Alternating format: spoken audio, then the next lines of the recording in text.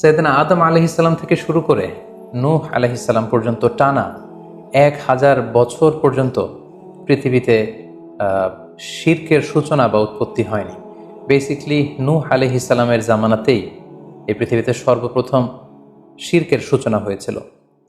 ইবলিস শয়তান সর্বপ্রথম নূহ আলাইহিসসালামের জামানার যে কওমের লোকেরা তাদের কাছে শিরকের ইন্ট্রোডিউস করেছিল। তাদের সময়ে 5 জন আল্লাহওয়ালা ব্যক্তি ছিল। তাদের এন্তেকালের পরে শয়তান সেই জনগোষ্ঠীর লোকদের কাছে এসে বলল, তোমরা এই সমস্ত কি ইবাদত করছো? তোমাদের পূর্বপুরুষেরা যেমনভাবে আল্লাহ তাআলার কাছে ইবাদত করে নিজেদেরকে সঁপে দিয়েছিল, তার সামনে তো তোমাদের ইবাদত কিছুই নয়।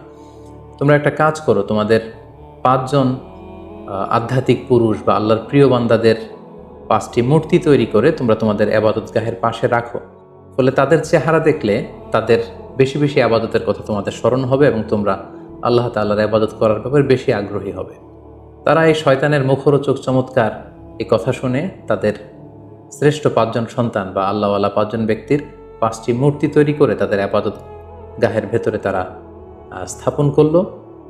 এবং আসলেই তারা যখন এই 5 জন ব্যক্তিদের মূর্তির দিকে তাকাতো, তাদের আল্লাহ তাআলার ইবাদতের কথা তাদের স্মরণ হতো। ফলে তারা আল্লাহ তাআলার বেশি বেশি ইবাদত করতে লাগলো।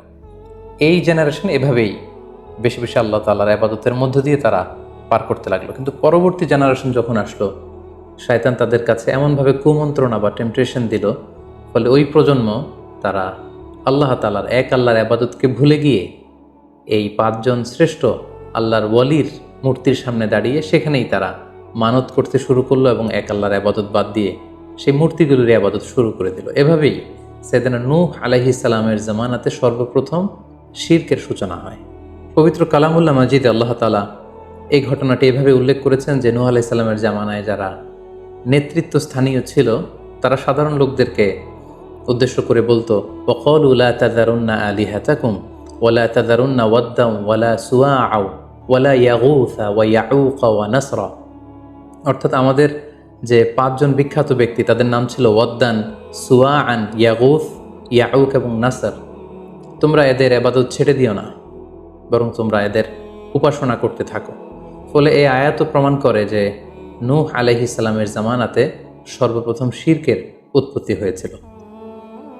কিন্তু নূহ আলাইহিসসালাম তার জাতিগোষ্ঠীর কাছে এক আল্লাহর দাওয়াত দিয়ে যেতে লাগলেন।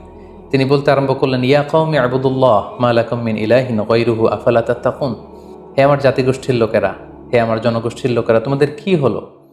তোমরা কেন এক আল্লাহর ইবাদত করছো না? তোমরা কি আল্লাহকে ভয় পাও না?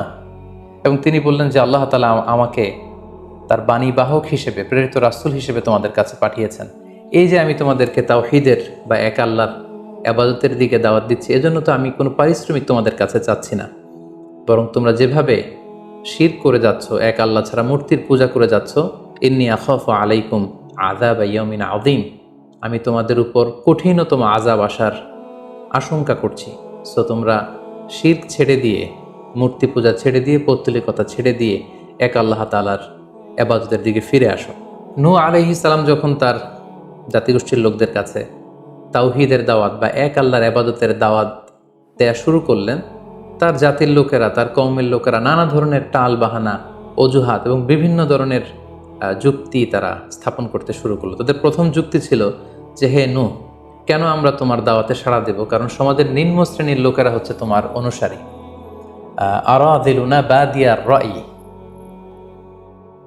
ওমা নারাকা ইত্তাবাআকা ইল্লাল্লাযীনা হুম আরাযিলুনা বাদিয়ার রাই। কারণ আমরা দেখতে পাচ্ছি সমাজের লো ক্লাসের যারা লোকজন, নিম্ন শ্রেণীর লোকজন, নিম্ন পেশার লোকজন, এরাই হচ্ছে তোমার ফলোয়ার। তোমরা আগে এই সমস্ত লোকদেরকে তোমার আশেপাশ থেকে সরাও, তখন আমরা তোমার এ দাওয়াতকে গ্রহণ করব। তাদের আরও একটি যুক্তি ছিল যে, তুমি এই নিম্ন শ্রেণীর লোকদেরকে নিয়ে সমাজে ইনফ্লুয়েন্সিয়াল হতে চাচ্ছ। ইয়াতাফাদ্দালু আলাইকুম, এই নূহ হচ্ছে জেলে সমাজ, কৃষক সমাজ, এই সমস্ত নিম্ন শ্রেণীর লোকদেরকে নিয়ে এই সমাজের মধ্যে একটা ইনফ্লুয়েন্স ক্রিয়েট করে সে আমাদের উপর সুপিরিয়র হতে চাইছে। এটা ছিল তাদের আরেকটা যুক্তি। তারা আরও বলতো যে, আগে যদি এই নিম্ন শ্রেণীর লোকদেরকে তোমার কাছ থেকে তুমি তাড়িয়ে দাও, তাহলে আমরা তোমার উপর বিশ্বাস স্থাপন করতে পারি। নূহ আলাইহিস সালামের এই কথার জবাবে তিনি বলেছিলেন, ওমা আনা বিতারিদিল্লাযীনা আমানু, অর্থাৎ যারা আল্লাহ তাআলার উপর বিশ্বাস স্থাপন করেছে, যদিও তারা নিম্ন শ্রেণীর হয়ে থাকে, কি করে আমি তাদেরকে তাড়িয়ে দিতে পারি। তাদের আরও একটি যুক্তি ছিল যে তুমি আমাদের মতো মানুষ, দেখতে তো তুমি আমাদের মতো মানুষ, তুমি খাচ্ছ, যাচ্ছ, ঘুমাচ্ছ, ঘুরে বেড়াচ্ছ, বাজারে যাচ্ছ, ক্রয় বিক্রয় করছো, আমাদের মতো মানুষ হয়ে তুমি কেমন করে রাসূল হতে পারো? তুমি যে রাসূল, কি করে আমরা বিশ্বাস করব? কেন আকাশ থেকে ফেরেশতারা এসে বলে দিয়ে যায় না যে তুমি রাসূল? তাহলে তো আমরা ফেরেশতাদেরকে দেখলে আমরা আস্থা পেতে পারি এবং নিশ্চিত হতে পারি যে আসলেই তুমি আল্লাহর পাঠানো রাসূল। এবং তারা পাশাপাশি আরও বলতো যে আমাদের পূর্বপুরুষরা তো এই সমস্ত মূর্তিরই পূজা করেছে, তাহলে কি তুমি বলতে চাইছো এরা ভ্রান্ত ছিল? সর্বশেষে তারা বলতে আরম্ভ করলো যে নূহ, তুমি হচ্ছে মিথ্যাবাদী, পাগল এবং ভ্রান্ত, আমরা আমাদের অবস্থানে অটল থাকব। এভাবে সাইয়েদনা নূহ আলাইহিস সালামের তাওহীদের যে দাওয়াত তিনি তার সমাজে ছড়িয়ে দিচ্ছিলেন, তারা ডিরেক্টলি এই একত্ববাদের দাওয়াতকে তারা প্রত্যাখ্যান করলো, রিজেক্ট করলো। কিন্তু নূহ আলাইহিস সালাম তিনি হাল ছাড়েননি। তিনি টানা 950 বছর তার জাতিগোষ্ঠীর লোকদের কাছে তিনি এক আল্লাহর দাওয়াত দিয়ে যেতে লাগলেন। কালামুল্লাহ মাজিদ আমাদেরকে জানাচ্ছে, ওয়ালাকাদ আরসালনা নূহান ইলা কওমিহি ফালাবিসা ফীহিম আলফা সানাতিন ইল্লা 50 আমা। তিনি 1 বছর, 2 বছর, 10 বছর, 20 বছর নয়, টানা 950 বছর তিনি লাগাতার কন্টিনিউয়াসলি তার কওমের লোকদের কাছে তিনি এই তাওহীদের দাওয়াত দিয়ে যেতে লাগলেন। এবং তিনি দিন রাতকে এক করে টায়ারলেসলি, রেস্টলেসলি তিনি তার জাতিগোষ্ঠীর কাছে এই একই দাওয়াত দিতে লাগলেন। তিনি বলছেন যে রব্বি ইন্নী দাআউতু কওমি লাইলা ওয়া নাহারা, হে আল্লাহ, দিন রাত তো আমি চেষ্টা করে গেলাম, তাদেরকে তাওহীদের দাওয়াত দিলাম, কিন্তু তারা আমার কথা শুনছে না। ওয়া ইন্নী কুল্লামা দাআউতুহুম লিতাগফিরা লাহুম জাআলু আসাবিআহুম ফি আযানিহিম। এর মানে হচ্ছে আল্লাহ, আমি যখনই তাদেরকে দাওয়াত দিতাম তারা তাদের আঙ্গুলগুলো তাদের কানের ভেতরে ঢুকিয়ে রাখতো, যাতে করে আমার তাওহীদের কথা তাদের শুনতে না হয়। এবং ওয়াস্তাগশাউ সিয়াবাহুম ওয়া আসররু ওয়াস্তাকবারু ইস্তিকবারা, তারা আমাকে দেখলেই চাদর দিয়ে তাদের মুখ পেঁচিয়ে রাখতো, যাতে করে আমার কথাগুলো তারা শুনতে না পায়। সুম্মা ইন্নী দাআউতুহুম জিহারা।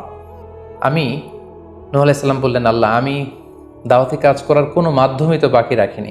আমি প্রথমে পার্সন টু পার্সন আমি প্রাইভেটলি দাওয়াত দিতাম, এটা যখন তারা অস্বীকার করলো, আমি তখন পাবলিক দাওয়াত দেওয়া শুরু করলাম। আমি তাদের বড় গ্যাদারিংসে, বিভিন্ন ফেস্টিভ্যালে যে তাদেরকে এই দাওয়াতের কথা শোনালাম, কিন্তু তারা প্রত্যাখ্যান করেছে। সুম্মা ইন্নী আ'লানতু লাহুম ওয়া আসরারতু লাহুম ইসরারা। অর্থাৎ এই আয়াত থেকে বোঝা যাচ্ছে যে নূহ আলাইহিস সালাম দাওয়াত দেওয়ার বা বাণী বাহকের যে কাজ, এই গুরুদায়িত্ব পালনে কোনো ধরনের প্রক্রিয়া তিনি বাদ রাখেননি। তিনি দিনে রাতে, তিনি প্রাইভেটলি, তিনি পাবলিকলি, তিনি উৎসাহ প্রদানের মাধ্যমে, জান্নাতের সুসংবাদ দেওয়ার মাধ্যমে, কিংবা জাহান্নামের ভয় দেখানোর মাধ্যমে নানাভাবে তার জাতিগোষ্ঠীর কাছে আখিরাতের কথা, আখিরাতে আল্লাহ তাআলার সুপ্রিম কোর্টের কাঠগড়ায় দাঁড়িয়ে জবাবদিহিতার কথা, এক আল্লাহর একত্ববাদের কথা, এই দাওয়াতগুলো তিনি দিয়ে গিয়েছেন। কিন্তু অধিকাংশ ক্ষেত্রেই এবং অধিকাংশ লোকগুলোই নূহ আলাইহিস সালামের এই তাওহীদের দাওয়াতকে প্রত্যাখ্যান করেছিল এবং রিজেক্ট করেছিল। এভাবে নূহ আলাইহিস সালাম যখন দাওয়াত দিয়ে যেতে লাগলেন, তার কওমের লোকদের মধ্য থেকে ফাইনাল যে রেসপন্সটি এসেছিল সেটি হচ্ছে, ক্বালু লা ইন লাম তানতাহি ইয়া নূহ লা তাকুনান্না মিনাল মারজুমিন। হে নূহ, অনেক হয়েছে, এবার তুমি থামো। তুমি যদি এই দাওয়াত দেয়া বন্ধ না করো, তাহলে আমরা তোমাকে স্টোনিং করে, পাথর মেরে, প্রস্তর নিক্ষেপ করে দুনিয়া থেকে বিদায় করে দিব। এবং তারা এও বলল যে ক্বালু ইয়া নূহ ক্বাদ জাদালতানা ফাআকসারতা জিদালানা। অনেক হয়েছে, তুমি অনেক আর্গুমেন্ট আমাদের সাথে দিয়েছো, অনেক তর্ক বিতর্ক তোমার সাথে হয়েছে, এবার থামো। ফাআতিনা বিমা তাঈদুনা ইন কুনতা মিনাস সাদিকিন। তুমি যে আযাবের ভয় দেখাচ্ছ, পারলে সেটা দেখাও। তুমি আমাদেরকে বলছো যে আমরা যদি এক আল্লাহর ইবাদত না করি, আমরা যদি পৌত্তলিকতা না ছাড়ি, তাহলে আল্লাহ তাআলা আযাব দিয়ে আমাদেরকে ধ্বংস করে দিবে। পারলে সেই ধ্বংসলীলা তুমি আমাদের সামনে নিয়ে আসো, পারলে সেই শাস্তি দেখাও, তুমি যদি সত্যবাদী হয়ে থাকো। এবার নূহ আলাইহিস সালাম তাদের এ ধরনের অ্যাটিটিউড দেখে অনেকটা হতাশ হলেন। তিনি তাদের কাছে কোনো প্রতিদান চাইছেন না, তাদের কল্যাণের জন্যই, তাদেরকে জাহান্নামের আগুন থেকে বাঁচার জন্যই তিনি 950 বছর ডেডিকেট করে দিলেন তাদের দাওয়াতি কাজে। কিন্তু তারা যখন দাওয়াতি কাজে সাড়া দিচ্ছে না, অবশেষে হতাশ হয়ে নূহ আলাইহিস সালাম আল্লাহকে দোয়া করলেন, আল্লাহ ফাফতাহ বাইনি ওয়া বাইনাহুম ফাতহান, আমি আর পারছি না, আপনি এবার এসপার ওসপার করে দিন, আপনি একটা ফয়সালা করে দিন। অবশেষে তিনি বদদোয়া করে বসলেন, তাদের উপর অভিশাপ দিয়ে ফেললেন, কার্ডস করে বসলেন। তিনি বললেন, রাব্বি লা তাযার আলাল আরদি মিনাল কাফিরিনা দাইয়ারা, হে আল্লাহ, আপনি এমন আযাব পাঠান, আযাব দিয়ে আপনি কাফিরদের আন্ডা বাচ্চা কাউকে আপনি অবশিষ্ট রাখবেন না। পুরো কাফির সমাজ, মুশরিক সমাজকে আপনি আযাব দিয়ে ধ্বংস করে দেন।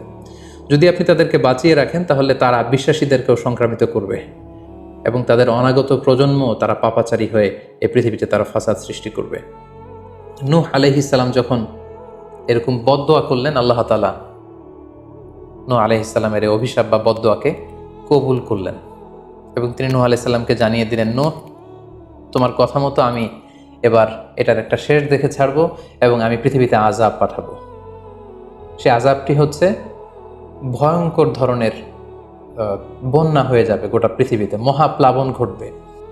সো সে প্লাবন থেকে বাঁচার জন্য ওয়াসনাইল ফুলকা বিআইউনিনা ওয়া ওয়াহিনা, অর্থাৎ হে নূহ, তুমি আমার গাইডেন্স বা আমার পাঠানো দিক নির্দেশনা অনুযায়ী তুমি বিশাল একটি নৌকা বানাও বা কিস্তি বানাও বা বিশাল একটি জলতরী বা নৌযান বানাও,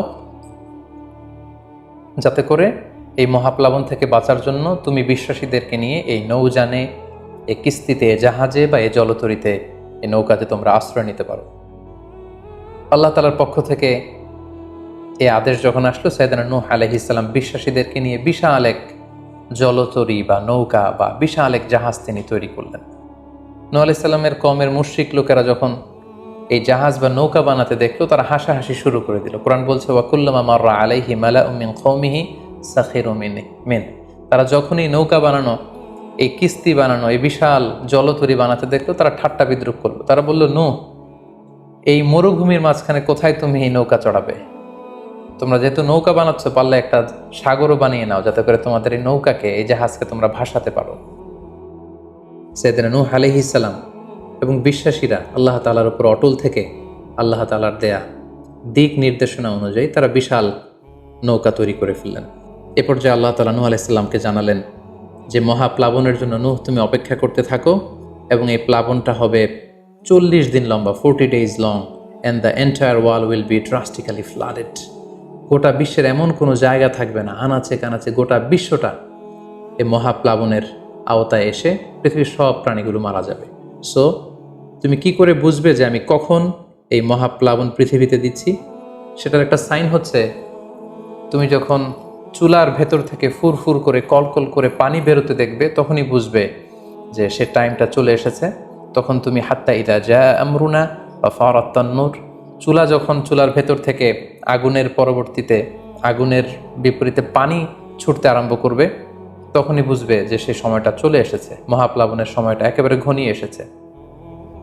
কুল নাহমিল ফিহা মিন কুল্লি যাওজাইনি ইসনাইন, তখন তুমি সমস্ত বিশ্বাসী বান্দাবান্দিদেরকে, যারা তোমার ফলোয়ার, যারা একত্ববাদী বিশ্বাসী, তাদেরকে নিয়ে সেই নৌকায় তুমি আরোহণ করবে এবং প্রতিটি প্রাণী থেকে জোড়ায় জোড়ায়, অর্থাৎ ম্যাসকুলিন অ্যান্ড ফ্যামিনিন, নারী পুরুষ জোড়ায় জোড়ায় তুমি নিয়ে সেই নৌকাতে আরোহণ করবে। কারণ এই মহাপ্লাবনটা এত ভয়ঙ্কর মহাপ্লাবন হবে, ফলে পৃথিবীতে কেউ বেঁচে থাকবে না এবং তোমরাই হবে নেক্সট জেনারেশন, এবং তোমাদের থেকেই পৃথিবী আবার নতুন করে সভ্যতা বিনির্মিত হবে এবং তোমাদের থেকে নতুন করে পৃথিবীর সব প্রাণীকুল আবার নতুন করে বংশবিস্তার শুরু হবে। আল্লাহ তাআলার এই গাইডেন্স অনুযায়ী নূহ আলাইহিস সালাম অপেক্ষা করতে লাগলেন যে কখন চুলার ভেতর থেকে কলকল করে পানি বেরোয়। হঠাৎ করে তিনি একদিন দেখতে পেলেন যে চুলার ভেতর থেকে পানি বেরোচ্ছে। তিনি সমস্ত বিশ্বাসীদেরকে নিয়ে এবং বিভিন্ন প্রাণীকুল থেকে জোড়ায় জোড়ায় নারী পুরুষ দুই ধরনের জেন্ডারকে একত্রিত করে নিয়ে তিনি আল্লাহ তাআলার নামে সেই নৌকার মধ্যে আরোহণ করলেন এবং আল্লাহ বললেন, ওয়াকাল আরকাবু ফিহা বিসমিল্লাহি মাজরেহা ওয়া মুরসাহা ইন্না রাব্বি লাগফুরুর রাহিম। আল্লাহ বললেন, তোমরা যখন আরোহণ করবে, তোমরা আল্লাহর নামে আরোহণ করবে, অর্থাৎ বিসমিল্লাহ বলে আরোহণ করবে, কারণ তোমাদের এই নৌকার, এই জাহাজের গতি এবং স্থিতি এটা হবে আল্লাহর নামে। এটার সেইলিং বা অ্যাঙ্করিং, এটার পানির উপরে ভেসে চলা এবং এটার নোঙর ভেরানো সবটাই হবে আল্লাহ তাআলার নামে। এবং আল্লাহ তাআলার আদেশ অনুযায়ী নূহ আলাইহিস সালাম সবাইকে নিয়ে সেই নৌকায় আশ্রয় নিলেন। কোরআন আমাদেরকে জানাচ্ছে, ওহিয়া তাজরি বিহিম ফি মাউজিন কাল জিবাল, গোটা বিশ্বব্যাপী এমন ভয়ঙ্করভাবে আকাশ থেকে ঝুম বৃষ্টি নাজিল হলো, জমিন তার ভেতরে থাকা পানিগুলোকে উপরে উদ্গীরণ করে দিতে লাগলো, উপর থেকে পানি, নিচ থেকে পানি। ফলে গোটা বিশ্বে এক মহাপ্লাবনের পরিস্থিতি তৈরি হলো এবং সেই ভয়ঙ্কর প্লাবনের মধ্যে, সেই ঝড় ঝাপটার মধ্যে, সেই পানির মধ্যে নূহ আলাইহিস সালামের সেই কিস্তি বা সেই জলতরী বা সেই নৌকা ভাসতে লাগলো। কোরআন বলছে যে ফি মাউজিন কাল জিবাল, বিশাল পাহাড় সম ঢেউয়ের মধ্যে নূহ আলাইহিস সালামের তরী আল্লাহর নামে ভাসতে আরম্ভ করলো এবং আল্লাহর নামে নূহ আলাইহিস সালাম সেই তরী ভাসিয়ে দিলেন। মহাপ্লাবনের ঠিক কিছু আগে নূহ আলাইহিস সালাম ওনার ছেলে কানাআনকে আহ্বান করলেন যে কানাআন, তুমি এই নৌকার মধ্যে আরোহণ করো। আমরা ইতিহাস থেকে আমরা জেনেছি যে নূহ আলাইহিস সালামের 4 জন সন্তান ছিল, হাম, সাম, ইয়াফাস, কানাআন। এই 4 জন সন্তানের মধ্যে 3 জনই ঈমান এনেছিল, শুধু কানাআন ছাড়া। নূহ আলাইহিস সালাম কানাআনকে বললেন, কানাআন ইয়া বুনাইয়া ইরকাব মাআনা, হে আমার প্রিয় সন্তান, তুমি নৌকায় ওঠো, আল্লাহর কাছে তওবা করো।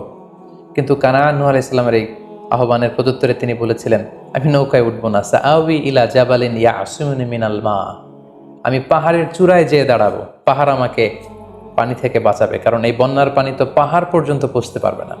নূহ আলাইহিস সালাম বললেন, ক্বালা লা আসিমাল ইয়াউমা মিন আমরিল্লাহ ইল্লা মার রাহিম, হে কানাআন, আজকে আল্লাহর এই গজব থেকে, এই আযাব থেকে, এই মহাপ্লাবন থেকে বাঁচানোর কেউ নাই, কেউ তোমাকে বাঁচাতে পারবে না। পাহাড় তোমাকে আজকে সুরক্ষা দিতে পারবে না, বাঁচাতে পারবে না, আজকে বাঁচানোর কেউ নেই, তুমি তাড়াতাড়ি উঠে আসো এখানে। কিন্তু নূহ আলাইহিস সালামের ছেলে কানাআন অস্বীকৃতি জ্ঞাপন করলো।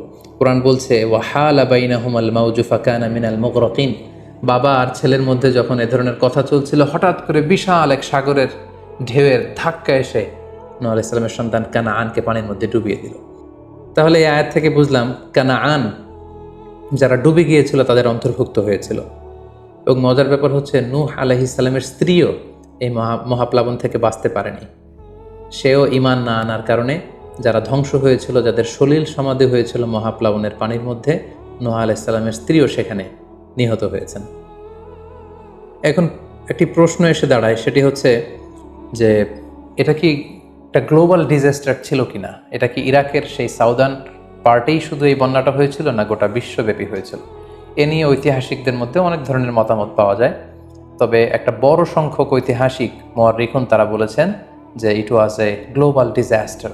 এই ফ্লাড, এই বন্যাটা ছিল গোটা বিশ্বব্যাপী।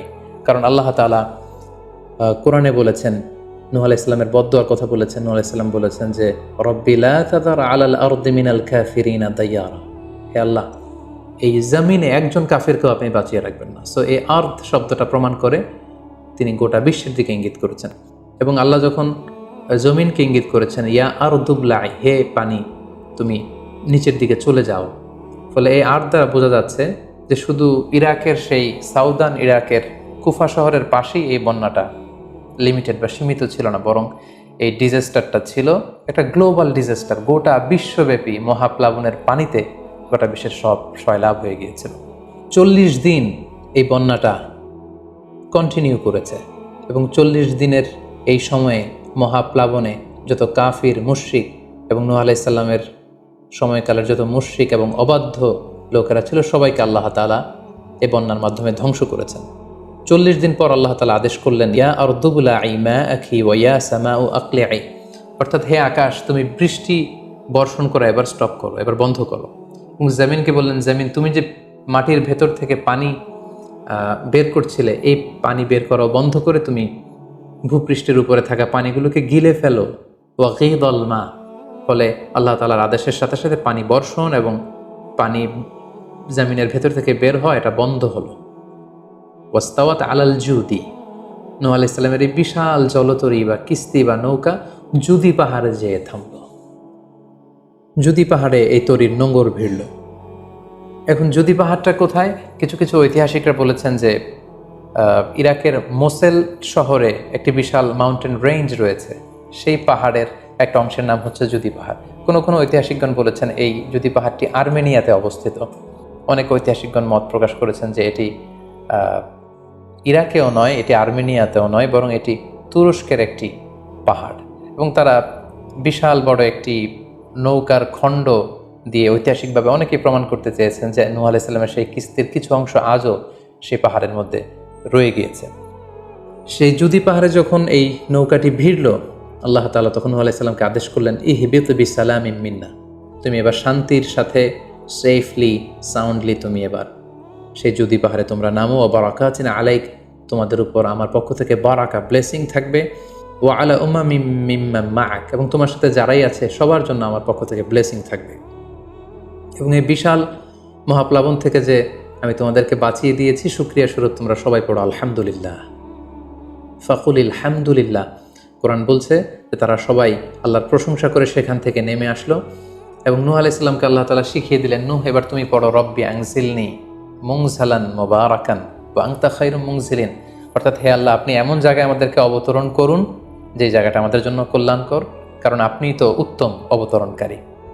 ফলে নূহ আলাইহিস সালামের সাথে যারা ছিল বিশ্বাসীরা, তারা এবং তার সাথে প্রাণীকুলের মধ্য থেকে যারা ছিল সবাইকে নিয়ে নূহ আলাইহিস সালাম এই জমিনে বন্যা পরবর্তী মহাপ্লাবন পরবর্তী সময়ে তিনি সবাইকে নিয়ে এই জমিনের মধ্যে আবার নেমে আসলেন। ফলে ঠিক ওই সময়টাতে পৃথিবীতে আর কোনো কাফের, কোনো মুশরিক, কোনো পৌত্তলিক ছিল না, বরং তখন এটা ছিল, it was very fresh and pure monotheist generation, একত্ববাদী একটা প্রজন্ম। ফলে এখানে ঠিক ওই সময়টাতে পৃথিবীতে আর কোনো কাফির মুশরিক আর ছিল না। আমরা আমাদের আলোচনার শুরুর দিকে বলেছিলাম যে নূহ আলাইহিস সালামের 4 জন ছেলে ছিল, হাম, সাম, ইয়াফাস এবং কানাআন। এবং ঐতিহাসিকভাবে এটা ঐতিহাসিক বিভিন্ন ধর্মগ্রন্থ থেকেও এটা প্রমাণিত যে এই 4 ছেলের মধ্য থেকে একজন ছেলে ছিল কানাআন, যে মহাপ্লাবনে মৃত্যুবরণ করেছে, এবং হাম, সাম এবং ইয়াফেস, তাদের মধ্য থেকেই মূলত গোটা বিশ্বে নতুন করে মানব সভ্যতার আবার সূচনা হয়েছে। নূহ আলাইহিস সালামের ছেলে হাম, তিনি আফ্রিকাতে তার পরিবার নিয়ে বসবাস শুরু করেন, এবং ওনার ছেলে সাম, যেখান থেকে সেমাইটিক শব্দটি আমরা বলে থাকি, ওনার ছেলে সাম তার আত্মীয় স্বজন এবং তার বংশধরদেরকে নিয়ে ধীরে ধীরে মধ্যপ্রাচ্য বা দূরপ্রাচ্যের এই এরিয়াতে পরবর্তীতে তারা বসবাস শুরু করেন। এবং ওনার ছেলে ইয়াফেস বর্তমান যে চীন বা তার আশেপাশের যে এরিয়াগুলো আছে সেখানে বসবাস শুরু করেন, এবং সেখান থেকেই মানব ইতিহাস আবার নতুন করে তার পথ চলা শুরু করলো, এবং গোটা বিশ্বে বাচ্চা রিজালান কাসীরা ওয়া নিসা, অনেক নারী পুরো গোটা বিশ্বে সেখান থেকে আবার ছড়িয়ে পড়তে আরম্ভ করলো। এভাবেই নূহ আলাইহিস সালাম একত্ববাদের দাওয়াত দিয়ে নিরলস প্রচেষ্টা করে ওনার জীবনকে তিনি অতিবাহিত করেছেন। সাইয়েদনা নূহ আলাইহিস সালাম ওনার ইন্তেকালের পরে ওনাকে কোথায় কবর দেওয়া হয়েছে এ নিয়ে 2টি মত পাওয়া যায়। প্রথম মত অনুযায়ী ওনাকে মক্কাতে কবরস্থ করা হয়েছে, আরেকটি মত অনুযায়ী লেবাননের কার্ক নামে একটি এরিয়াতে জাবালে দীর, সেই দীর মাউন্টেনের পাশে সাইয়েদনা নূহ আলাইহিস সালামকে কবরস্থ করা হয়েছে। সম্মানিত সুধী, এই ছিল নূহ আলাইহিস সালামের সংক্ষিপ্ত, বর্ণাঢ্য এবং সংগ্রামী জীবন কাহিনী। এ পর্যায়ে আমরা নূহ আলাইহিস সালামের এই স্টোরি থেকে, এই জীবনী থেকে কী ধরনের লেসন, লাইফ লেসন বা শিক্ষা আমরা পেতে পারি, যেটা আমরা আমাদের সমাজের সাথে রিলেভেন্ট করতে পারি, আমরা সে বিষয়ে সামান্য কিছু আলোচনা করব। আমরা যারা দাওয়া কাজের সাথে ইনভলভড, তাদের জন্য নূহ আলাইহিস সালামের জীবনীতে আসলে নূহ আলাইহিস সালামের দাওয়া ক্যারিয়ার থেকে নেবার মতো, শেখার মতো অনেক কিছু রয়েছে। তোর মধ্যে থেকে অন্যতম হচ্ছে যে ডাইভার্সিটি অফ দাওয়া অ্যাপ্রোচ। আমরা জানি যে আমরা যারা আল্লাহ তাআলার এই কথাগুলো, কোরআন সুন্নাহর এই মেসেজগুলো পৌঁছে দিচ্ছি, আমরাও কাইন্ডা বাণীবাহকের কাজ কিন্তু আমরা করছি। যেহেতু নবীরা নেই, তাদের অনুসৃত পথকে আমরা ধারণ করে তাদের কথাগুলো আমরা পৌঁছে দিচ্ছি। সো আমাদের দাওয়া অ্যাপ্রোচের মধ্যে ডাইভার্সিটি থাকতে হবে। আমরা যেমনি ওরালি দাওয়া কাজ করি, নবীরা ওরালি দাওয়া কাজ করতেন, মৌখিকভাবে মানুষকে দাওয়া দিতেন। এই ওরালি দাওয়ার পাশাপাশি আমরা রিটেন দাওয়ার কাজ করতে পারি, আমরা প্র্যাকটিক্যাল দাওয়া কাজ করতে পারি। অর্থাৎ প্র্যাকটিক্যাল দাওয়াটা হচ্ছে লাইভ দাওয়া। আমার কথা দেখে, আমার আচরণ দেখে, আমার ডিলিংস দেখে মানুষ ইসলামের সৌন্দর্যের প্রতি আকৃষ্ট হবে, এবং এটা খুবই ফলপ্রসূ একটা দাওয়া সিস্টেম। সো আমরা যদি নূহ আলাইহিস সালামের জীবনের দিকে তাকাই, তাহলে দেখবো উনি অনেকভাবে এই দাওয়া কাজ করেছেন। উনি প্রথম পার্সন টু পার্সন টার্গেট করে তাকে একা একা বোঝাতেন। এটা যখন কাজ না করতো, প্রাইভেট দাওয়া থেকে উনি পরে সুইচ করলেন পাবলিক দাওয়াতে। কোরআন আমাদেরকে জানিয়েছে যে তার কওমের বিভিন্ন ফেস্টিভ্যালগুলোতে, সেখানকার বিভিন্ন পাবলিক গ্যাদারিংসগুলোতে, সেখানকার বিভিন্ন ক্লাবগুলোতে তিনি যে এক আল্লাহর দাওয়া তিনি সেখানে পেশ করেছেন। পাশাপাশি নূহ আলাইহিস সালাম তার সময়ের সম্ভ্রান্ত ব্যক্তিবর্গ যারা, তাদেরকে স্পেশালি তিনি দাওয়া কাজের আওতায় নিয়ে এসেছেন। এলিট সোসাইটি যারা,